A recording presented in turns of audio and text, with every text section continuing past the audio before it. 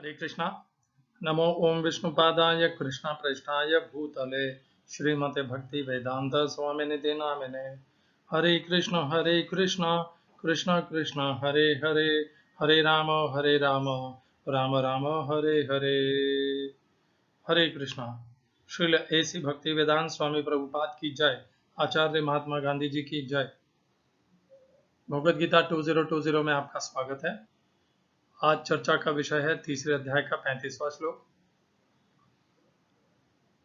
इसका संबंध पिछले श्लोक से है तो कड़ी वहीं से उठाते हैं।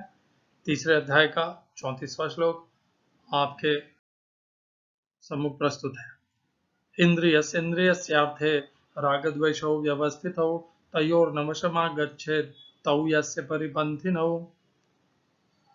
इंद्रिय तथा इंद्रिय के विषय, इन दोनों के मध्य में राग और द्वेष भली भांति पूर्वक होता है और इस दृढ़ राग द्वेष के कारण सदैव हम इंद्रियों को तृप्त करने के लिए विषयों के पीछे या तो भागते रहते हैं या उनसे दूर होने की चेष्टा करते रहते हैं।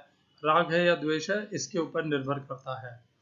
और भगवान कहते हैं कि इससे हटो, इससे अपने आप को हटाओ। तयोर्न वशमागच्छेत्, इसके वश में मत आओ, क्योंकि यही तुम्हारे मार्ग के सबसे बड़े अवरोधक हैं। कौन से मार्ग के? भक्ति और अध्यात्म के मार्ग में। तो आप देखेंगे जो बड़े बड़े गुरु आचार्य महात्मा हैं, वो सदैव अपने आप को इंद्रिय जीत बताते हैं कि हमने समस्त इंद्रियों पे विजय प्राप्त कर ली है। और होती भी है उनमें अलग अलग अनुपात में। गुरु आचार्यों में इस प्रकार की इंद्रियों के ऊपर विजय प्राप्त कर लेते हैं वो, और कर लेते हैं अपने आप को, अपनी इंद्रियों को नियंत्रण में कर लेते हैं। इसीलिए वे गुरु आचार्य की योग्यता प्राप्त करते हैं। और इन्हीं में सबसे श्रेष्ठ हैं आचार्य महात्मा गांधी जी, पूर्णतः जितेंद्रिय। उनका अपने मन और इंद्रिय के ऊपर इतना अच्छा नियंत्रण था कि वे स्वप्न में भी मन को भटकने नहीं देते थे।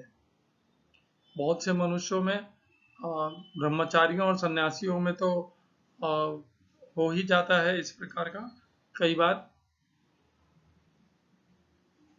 कि कोई ना कोई स्वप्न दोष हो जाता है, कि स्वप्न में स्त्री का संग और ये सब दोष हो जाते हैं। तो ये दोष भी महात्मा गांधी जी को नहीं होते थे। स्वप्न में, निद्रा में भी उनका मन पूर्णतया नियंत्रित रहता था।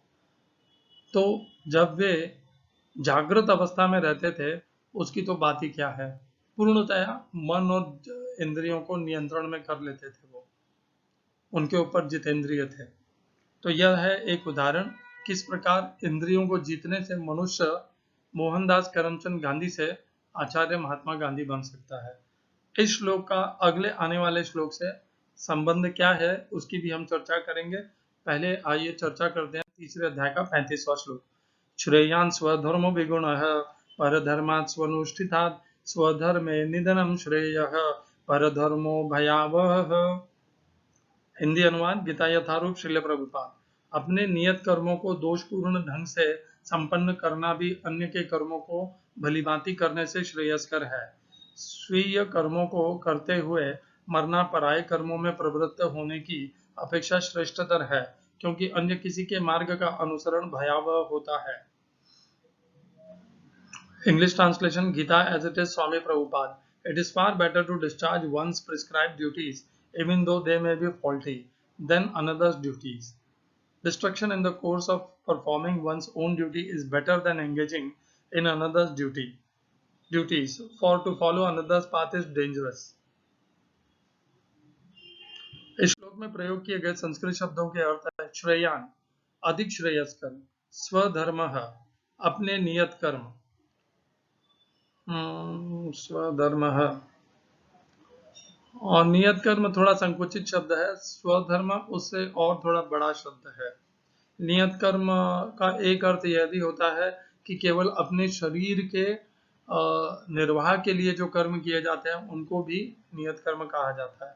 और स्वधर्म होता है अपनी वर्ण के अनुसार, अपने परिस्थितियों के अनुसार जो हमारा स्वधर्म बनता है उसे स्वधर्म कहते हैं। और वह सदैव नियत धर्म कर्म भी हो ऐसा आवश्यक नहीं है। विगुण है दोष युक्त भी परधर्मात् अन्यों के लिए उल्लेखित कार्यों की अपेक्षा अनुष्ठितात स्वनुष्ठितात सुअनुष्ठितात भली भांति संपन्न। दूसरी बात पंक्ति स्वधर्मे अपने नियत कर्मों में निधनम विनाश मृत्यु श्रेय श्रेष्ठतर परधर्मो अन्यों के लिए नियत कर्म भयावह खतरनाक डरावना। इस श्लोक का तात्पर्य गीता यथारूप श्रील प्रभुपाद द्वारा। अतः मनुष्य को चाहिए कि वह अन्यों के लिए नियत कर्मों की अपेक्षा अपने नियत कर्मों को कृष्ण भावनामृत में करे।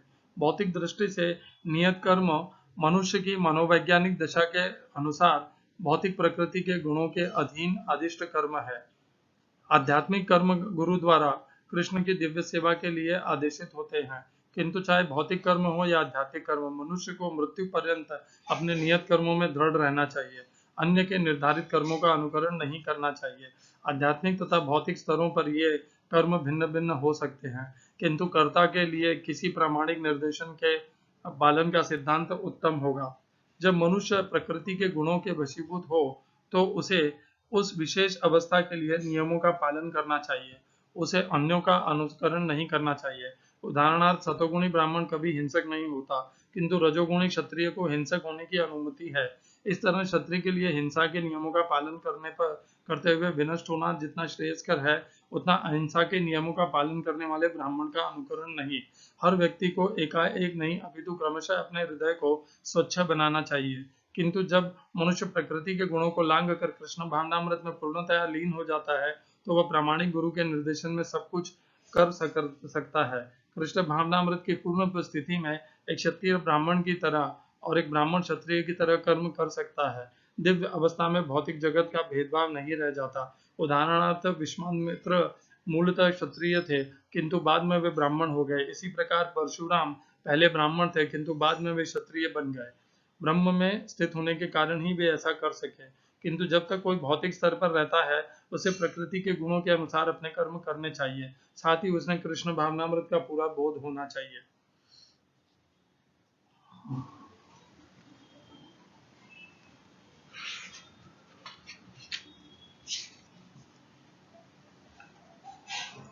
ओम अज्ञानतिमिरन्धस्य ज्ञानाञ्जनशलाकया चक्षुरुन्मीलितं येन तस्मै श्रीगुरुवे नमः। एकं शास्त्रं देवकीपुत्रगीतं श्रीमद्भगवद्गीता। एको देवो देवकीपुत्र एव भगवान् श्रीकृष्ण। एको मन्त्रस्तस्य नामानि यानि। हरे कृष्ण कृष्ण कृष्ण हरे हरे हरे राम राम हरे हरे। कर्माप्येकं तस्य देवस्य सेवा। हरे कृष्ण। श्रेयान् स्वधर्मो विगुणः परधर्मात् स्वनुष्ठितात् स्वधर्मे निधनम श्रेयः परधर्मो भयावहः। तो स्वधर्म है, यह भगवान ने दूसरे अध्याय के 31 से लेकर के 38 इन श्लोकों के बीच में भगवान ने अर्जुन को स्वधर्म करने के लिए कहा था।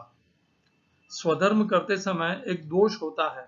मनुष्य यदि स्वधर्म करते समय स्वयं के लिए फल के प्रति आसक्त होकर कर्म करता है, कर्म में अपने आप को कर्ता मान करके कर्म करता है, तो ये सब स्वधर्म में दोष हो सकते हैं।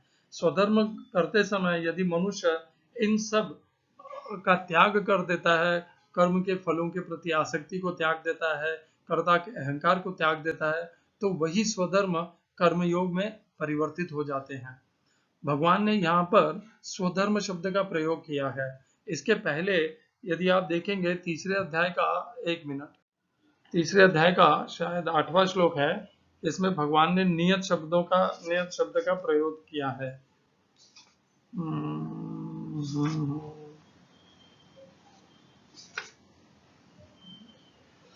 तीसरे अध्याय का 8वां है, बराबर है। नियतम कुरु कर्म त्वम कर्म जायो य कर्मणः शरीर यात्रा भी चते न प्रसिद्धेद कर्मणः। अपना नियत कर्म करो, क्योंकि कर्म न करने की अपेक्षा कर्म करना श्रेष्ठ है। शरीर यात्रा भी चते न प्रसिद्धेद अकर्मणः। यदि तुम नियत कर्म नहीं करोगे तो तुम्हारे शरीर की निर्वाह भी नहीं हो पाएगा। तो जो शरीर से निर्वाह शरीर का निर्वाह करने के लिए आवश्यक कर्म होते हैं, शरीर से संबंधित होते हैं। शरीर अर्थात शरीर तथा शरीर के से संबंधित जो परिवार है उसके निर्वाह से जो संबंधित कर्म होते हैं उन्हें नियत कर्म कहा जाता है। परंतु वहां पर भगवान ने नियत कर्म का शब्द का प्रयोग किया, परंतु यहाँ पर भगवान ने नियत शब्द का प्रयोग नहीं किया। यहाँ पे भगवान ने स्वधर्म शब्द का प्रयोग किया।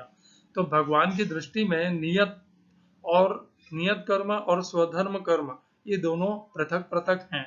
हमें भी भगवान की दृष्टि से ही इन्हें समझना चाहिए कि नियत कर्म और स्वधर्म पृथक पृथक है।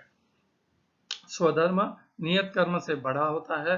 नियत कर्म बहुत संकुचित होता है, जिसमें हम अपने शरीर से संबंधित परिवार के निर्वाह के लिए कर्म करते हैं, वे नियत कर्म कहे जाते हैं। और स्वधर्म होता है जो कर्म हम हमारी वर्ण के अनुसार, जाति के अनुसार, कर्म के परिस्थिति के अनुसार जो कर्म करते हैं वे हमारे स्वधर्म कहलाते हैं। श्रेयान स्वधर्मो विगुण है, अपने धर्म का अच्छे से पालन न करना मतलब गुण के रहित, विगुण, गुण से रहित होकर के भी स्वधर्म का आचरण करना वो श्रेयस्कर है। पर धर्मात् स्वनुष्ठिता, दूसरों के धर्म को अच्छे से किए हुए के अनुपात में। यदि दो प्रसंगों में तुलना करनी हो कि अच्छे से न किया गया अपने स्वधर्म है और दूसरे धर्म के कर्म अच्छे से किए गए, ये यदि दो अलग अलग इनकी तुलना करने हैं तो भी भगवान कहते हैं अपने धर्म का अच्छे से न किया हुआ कर्म भी श्रेयस्कर है। स्वधर्म में, स्वयं के धर्म में तो मरना भी श्रेयस्कर है, जबकि दूसरे का धर्म अत्यंत भयंकर और भयावह है, वह दुख और संताप को देने वाला है। हमने इसकी चर्चा पहले भी की है दूसरे अध्याय में। आज हमें फिर से इस श्लोक की चर्चा करने का अवसर मिला है और यही इसकी भूमिका है। हम अपने कर्म जब त्याग करके दूसरे के कर्मों को लिए करने जाते हैं तो वह व्यर्थ कहलाता है। अपने परिवार में भी, या आप देखेंगे या समाज में भी, हम एक एक का उदाहरण ले लेते हैं। परिवार में यदि पत्नी का प्रथम कर्तव्य है कि वह सबसे पहले परिवार का और घर का अच्छे से ध्यान रखे, वह नहीं करके अपने दूसरे के कर्म यानी अपने पति के कर्म में, व्यापार में, यदि वहीं पर वह अपना ध्यान केंद्रित कर देती है तो आज के कलयुग में उसे अच्छा माना जा सकता है। कहते भी हैं कि नारी को भी स्वतंत्रता मिलनी चाहिए, अच्छा भी है, परंतु इससे कहीं ज्यादा श्रेयस्कर यह होता है कि वही नारी अपना धर्म भी अच्छे से पालन करती और साथ में अपने पति के व्यापार में भी ध्यान देती। यह एक और तरीका था उसी कर्म को करने का। जब मनुष्य अपना धर्म छोड़ करके दूसरे के धर्म में को अच्छे से करना ज्यादा श्रेयस्कर समझने लगता है, वहीं से परिवार में भी दिक्कत आती है, समाज में भी दिक्कत आती है। इस प्रकार सभी जगह ऐसी दिक्कतें आती है। यदि देश की सीमा पर कोई सैनिक खड़ा है और सैनिक का कर्तव्य है दुश्मन को मार देना, और वो वहां पर अहिंसा का पाठ यदि पढ़ेगा और सैनिक दूसरे के साथ दुश्मनों के सैनिकों को क्षमा करने जाएगा तो वह खुद भी हो सकता है मृत्यु को प्राप्त हो और वह देश का बहुत बड़ा अहित कर बैठेगा। इस प्रकार जो एक परिस्थिति होती है, जिस परिस्थिति में हम कभी कभी अपने धर्म, ऐसे तो कभी नहीं करना चाहिए अपने धर्म का त्याग, परंतु हम कभी कर भी लेते हैं, वो एक हमारा प्रयत्न है दूसरों के धर्मों को स्वीकार करके उन धर्मों को भी समझने का, स्वधर्म के अलावा दूसरे को धर्मों को भी समझना, परंतु अपने धर्म का कभी त्याग नहीं करना चाहिए। अपने धर्म में करना मनुष्य का सबसे प्रथम कर्तव्य है। भगवान ने अर्जुन को यही कहा था दूसरे अध्याय के 31 से लेकर 38वें श्लोक में। भगवान ने कहा था कि यदि तुम युद्ध नहीं करोगे तो जो तुम्हारे वैरी हैं वो तुम्हारी निंदा करेंगे, तुम्हें तुम्हारा अपयश गाएंगे और चिरकाल तक तुम्हारा ये अपयश चलता रहेगा। तुम जिनके सामने आज तक बहुत ही सम्मानीय थे वे सब तुम्हारा सम्मान करेंगे, तुम्हारी निंदा करेंगे और तुम्हारे कारण तुम्हारी कुल की भी निंदा होगी। तो इस प्रकार जब मनुष्य खुद के और खुद के कुल की निंदा का कारण बनता है तो वह मृत्यु से भी ज्यादा घातक है उसके लिए, और उससे ज्यादा लज्जा के लिए और कोई लज्जास्पद और कोई परिस्थिति और विषय हो नहीं सकता है। तो यही सब भगवान ने वहां पर दूसरे अध्याय में भी बताया था, 31 से लेके 38वें श्लोक तक। और आखिरी में भगवान ने निर्णय दिया 38वें श्लोक में, हतो वा प्राप्स्यसि स्वर्गम जित्वा वा भोक्ष्यसे महिम तस्माद् उत्तिष्ठ कौन्तेय युद्धाय कृत निश्चय। सुख दुखे, ये है 38वां श्लोक, सुख दुखे समो कृत्वा लाभा लाभो जयो जया जयो ततो युद्धाय युज्यस्व नैवं पापम वाप्स्यसि। यहाँ पर भगवान ने कर्मयोग को प्रवेश कर दिया था स्वधर्म में। सुख दुख समय कृत्वा, तुझे कर्म करने के पश्चात सुख प्राप्त हो या दुख प्राप्त हो, उनके प्रति समभाव हो जा। लाभ अलाभ जय अजय, इन सब के प्रति भी समभाव हो जा। तो समभाव होना क्या है? समभाव होना कर्मयोग में स्थिर होना है, फल के प्रति अनासक्त हो जाना है। यही उपदेश भगवान ने दूसरे अध्याय के 38वें श्लोक में दे दिया। ततो युद्धाय युज्यस्व, परंतु यह सब इस प्रकार संभव होते हुए भी, कर्म के फलों के प्रति अनासक्त होते हुए भी अपना स्वधर्म कर। तेरा स्वधर्म क्या है? युद्ध करना। ततो युद्धाय युज्यस्व नैवं पापम अवाप्स्यसि, इस प्रकार करने से तू पाप को प्राप्त नहीं होगा, और यदि इस प्रकार नहीं करेगा स्वधर्म को तो तू पाप को प्राप्त होगा। तो स्वधर्म जब मनुष्य नहीं करता है तब वह पाप को प्राप्त होता है। इसी से संबंधित ये जो पहली पंक्ति है, श्रेयान स्वधर्मो विगुणो है परधर्मात् स्वनुष्ठितात्, ऐसी ऐसी यह पंक्ति भगवान ने 18वें अध्याय में पुनः एक बार कहा है। दूसरी पंक्ति परिवर्तित हो गई है। यहाँ पर ये श्लोक को पढ़ लीजिए, श्रेयान स्वधर्मो विगुणो परधर्मात् स्वनुष्ठितात् स्वधर्मे निधनम श्रेय परधर्मो भयावह।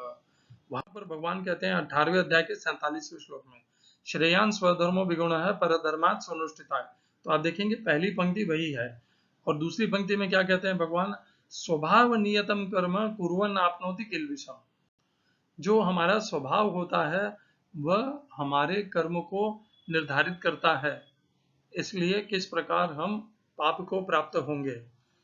हिंदी अनुवाद, अपने वृत्तिपूर्वक कार्य को करना, चाहे वह कितना ही त्रुटिपूर्ण ढंग से क्यों न किया जाए, अन्य किसी के कार्य को करने, स्वीकार करने और अच्छी प्रकार करने की अपेक्षा अधिक श्रेष्ठ है। अपने स्वभाव के अनुसार निर्दिष्ट कर्म कभी भी पाप से प्रभावित नहीं होते। तो जब मनुष्य अपने स्वधर्म में कर्म करता है तो वो पाप को प्राप्त नहीं होता। इसका यह मतलब है कि हम त्रुटिपूर्वक होकर के अपने कर्म करें? भगवान ऐसा नहीं कहना चाह रहे। भगवान एक अतिशयोक्ति दे रहे हैं कि यदि आपको अपने कर्म अच्छे से करना नहीं आते तो भी आपको अपने कर्म स्वधर्म को पूरा करना चाहिए, क्योंकि स्वधर्म को जब आप करेंगे तब आप आपको प्राप्त नहीं होंगे, और उसके विपरीत जब आप स्वधर्म का त्याग करेंगे और दूसरों के धर्म को स्वीकार करेंगे तो तब आप पाप को प्राप्त होंगे। कौन सा पाप? आपने स्वधर्म का त्याग किया। तो स्वधर्म का त्याग करना अपने आप में पाप है। इसीलिए मैंने पहले कहा था कि यदि कोई स्त्रियां हैं जिनके परिवार में व्यापार होता है तो वे अपने घर संभालने की जो उनका स्वधर्म है उसका पूर्णतः त्याग करके व्यापार में न लगे। उनके लिए कहीं ज्यादा श्रेयस्कर होगा कि वे अपने पास घर को संभालने का नियंत्रण रखे, भले वे खुद न लगे उसमें, दूसरों से करवाएं, परंतु वो अपना स्वधर्म का अच्छे से निर्वाह करते हुए वे व्यापार के धर्म को भी अपनाएं। और फिर शनै शनै, धीरे धीरे यदि वे व्यापार के धर्म को पूरा ही अपना लेती हैं तब वे अपना स्वधर्म पूर्णतया, घर के स्वधर्म किसी और को हस्तांतरित करके उसके नियंत्रण में पूर्णतया दे करके तब वे जाकर के दूसरे धर्म को स्वीकार कर सकती है। ऐसे ही जब कोई स्त्री अपने धर्म का ऐसे ही मनमर्जी मनमाने ढंग से बिना पूर्णतया नियोजित किए हुए त्याग कर देती है तो उससे परिवार में द्वंद्व पैदा होते हैं, क्लेश पैदा होते हैं, और परिवार में सुख की हानि हो जाती है और वह स्त्री पाप को भी प्राप्त होती है। यहाँ पर यही भगवान कह रहे हैं। एक और भगवान कह रहे हैं, तो मनुष्य क्यों करता है अपने धर्म का परिवर्तन? मनुष्य को धर्म का परिवर्तन का कारण, जैसे हमने अभी स्त्रियों का कारण देखा, तो वहां पर उनका कारण था स्वयं की इंद्रियों की और विषयों के प्रति उनकी जो आसक्ति है उसको प्राप्त करने की। या तो ये तब हो सकता है यदि मान लीजिए परिवार में जो पुरुष है या मुखिया है उसकी उसके साथ कुछ अपघात हो गया हो, वह अपने कर्म करने में असमर्थ हो गया हो, तो बहुत ही अच्छी बात है। यदि वह स्त्री ऐसा वह जिम्मेवारी अपने ऊपर उठा लेती है तो उससे ज्यादा सम्मान वाली सम्मानीय महिला और कोई हो नहीं सकती। परंतु जब पुरुष है, व्यापार हो रहा है, विषय प्राप्त भी हो रहे हैं, उसके पश्चात भी और वो जो अनियंत्रित और विषय भोग करने की जो आग लगी हुई है, जिसको कभी बुझाया नहीं जा सकता, उसकी तृप्ति के हेतु जब महिला अपने स्वधर्म का, स्वयं के स्वधर्म का त्याग करके व्यापार के स्वधर्म को अपनाती है, या कहीं नौकरी कर करके उस प्रकार के आय को और बढ़ाने के लिए, अपनी स्वच्छंदता को प्राप्त करने के लिए आय कर प्राप्त करने की चेष्टा करती है, तो इस प्रकार के ये जो कर्म है ये इंद्रिय से प्रलोभित है, विषयों के द्वारा प्रलोभित है, स्वयं के पद और मान और सम्मान के लिए ये प्रलोभन में है। इस प्रकार के प्रलोभनों के माध्यम से ये स्वधर्म का परिवर्तन किया गया है, स्वधर्म का त्याग भी किया गया है और दूसरे धर्म को अपनाया भी गया है। इस प्रकार के यह जो कर्म है ये पाप को प्राप्त कराते हैं। परंतु भगवान कहते हैं, अगला श्लोक है 18वें अध्याय, अगला नहीं मतलब 18वें अध्याय का 45वां श्लोक है, स्वे स्वे कर्मण्य अभिरतः संसिद्धिं लभते नरः स्वकर्मनिरतः सिद्धिं यथा विन्दति तच्छृणु। तो यहाँ पर भगवान कहते हैं अपने अपने कर्म जो भी अपने स्वधर्म है उनको अभिरत अच्छे से करते हुए मनुष्य पूर्ण सिद्धि को प्राप्त कर सकता है। अपने कर्म को अच्छे से करने से किस प्रकार सिद्धि प्राप्त होती है वह मैं अब तुझे बताऊंगा। तो 18वें अध्याय के 45वें श्लोक से आगे जो श्लोक आने वाले हैं उनमें भगवान बताने वाले हैं कि कैसे मनुष्य भले वो किसी भी वर्ण में हो, जाति में हो या लिंग में हो, आयु में हो, वो अपने कर्मों को करता करता किस प्रकार परम सिद्धि परमात्मा परमेश्वर पूर्ण पुरुषोत्तम भगवान श्री कृष्ण को प्राप्त कर सकता है, वह मार्ग बताते हैं। यह आवश्यक नहीं है कि यदि आप वैश्य हैं तो आपको ब्राह्मण का धर्म धारण करना होगा, या आप क्षत्रिय हैं तो आपको ब्राह्मण का धर्म धारण करना होगा। यह कहीं भी आवश्यक नहीं है कि यदि आप ब्राह्मण बनेंगे तो ही आपको परमात्मा की प्राप्ति होगी, ब्रह्म ज्ञान की प्राप्ति होगी, यह कहीं भी आवश्यक नहीं है। भगवान अच्छे से बताते हैं इस 18वें अध्याय के 45वें श्लोक के पहले भगवान बताते हैं कि जो चार वर्ण है ब्राह्मण, क्षत्रिय, वैश्य और शूद्र, इनके क्या क्या गुण और कर्म के विभाग से क्या क्या उनके कर्म हैं। और भगवान कहते हैं कि अपने अपने वर्ण में स्थित रह करके अपने अपने कर्मों को करते हुए शूद्र से शूद्र भी परमात्मा को पूर्ण पुरुषोत्तम को प्राप्त किया जा सकता है। भगवान तो ये 9वें अध्याय के आखिरी में भी कहते हैं कि ये जो राज विद्या राजगुह्य योग भगवान 9वें अध्याय में बोलते हैं, भगवान कहते हैं कि उसका पालन करने से जो शूद्र वनिता ये भी हैं जो गिरे हुए और जो निम्न श्रेणी के वर्ण और जाति हैं, वे भी भगवान को प्राप्त हो जाते हैं। तो भगवान को प्राप्त करने के लिए आवश्यक नहीं है कि हमारा वर्ण ब्राह्मण का होना चाहिए, हमें बहुत कुछ क्या कहते हैं गेरुए वस्त्र धारण करने चाहिए, हमें संन्यास ले लेना चाहिए। भगवान ऐसा कहीं नहीं कह रहे।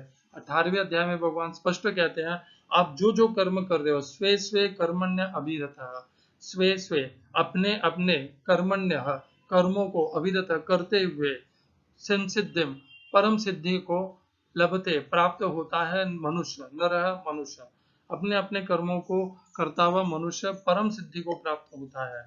स्वकर्म अपने कर्मों को निरत करता हुआ सिद्धिम परम सिद्धि को यथा किस प्रकार विन्दति प्राप्त करता है वह अब मेरे से जान। तो भगवान अच्छे से, इसीलिए स्वधर्म के ऊपर भगवान इतने विशेष भगवान उसके ऊपर उसका उपदेश देते हैं कि अपने अपने कर्मों को करो। केवल अपने जीवन में कोई परिस्थिति आ गई है, कोई दुर्घटना आ गई है, तो अपने धर्म का त्याग मत कर दो। अपने धर्म का त्याग करने से पाप लगेगा। अर्जुन यही कर रहे थे, उनके जीवन में एक विडंबना आ गई थी कि वे कैसे महाभारत का युद्ध करें और अपने ही महानुभावों को, अपने परिजनों को, स्वजनों को कैसे वे हत्या कर दे उनकी इस धर्म युद्ध में। और भगवान यही कहते हैं, इसलिए भगवान अर्जुन ने यह निश्चित किया था कि वे क्षत्रिय का धर्म छोड़ करके ब्राह्मण का संन्यास धर्म प्राप्त स्वीकार कर लेंगे। और भगवान यही यहाँ पर उनको बताते हैं कि जब जीवन में इस प्रकार की विसंगति, दुर्घटना या भयंकर भीषण अवसर जब आ जाता है या परिस्थिति आ जाती है, तो अपने धर्म का त्याग करना श्रेयस्कर नहीं है, दूसरे के धर्म को स्वीकार करना श्रेयस्कर नहीं है। उससे कहीं ज्यादा श्रेयस्कर है आपको सुख दुखे समय कृत्वा लाभालाभ, आप जीतो हारो, सुख मिले दुख मिले, उन सब के प्रति अनासक्त होकर के अपने धर्म में का निर्वाह करो, क्योंकि जब मनुष्य अपने धर्म का निर्वाह करता है तो उसे कभी पाप नहीं लगता, और दूसरे के धर्म को तत्क्षण स्वीकार करने से पाप लगता है। धीरे धीरे आपका मन परिवर्तित हो, आपका स्वभाव परिवर्तित हो, और आप दूसरे धर्म को अंगीकार करते हैं, स्वीकार करते हैं विधिवत तरीके से। यह तो एक व्यवस्था है धर्म को परिवर्तित करने की, परंतु आप तत्क्षण आपके जीवन में कोई परिस्थिति आ गई, कोई भयंकर दुर्घटना या अवसर आ गया, और आप उसके वशीभूत होकर के अपने स्वधर्म का त्याग कर देते हैं और दूसरे के धर्म को तत्क्षण अपना लेते हैं, वह सही नहीं है। तो इसी प्रकार जब भारत का स्वतंत्रता संग्राम चल रहा था और बहुत से जो श्रेष्ठ महापुरुष हैं वे भी उस कर्मयोग में लगे हुए थे, स्वतंत्रता के संग्राम में लगे हुए थे। वे भले आचार्य भक्तिवेदांत स्वामी प्रभुपाद हो या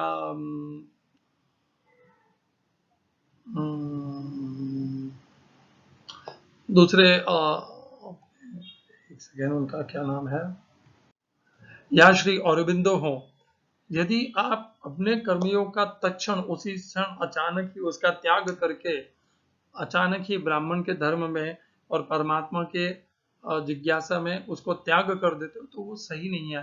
परंतु प्रभुपाद के विषय में वो सही हो जाता है कि प्रभुपाद ने परिवर्तन करके शनि शनि अपने आप को ब्राह्मण में परिवर्तित कर लिया, और उन्होंने श्री अरबिंदो ने तत्क्षण अपने आप को अध्यात्म में परिवर्तित कर दिया, आध्यात्मिक गुरु में परिवर्तित कर दिया।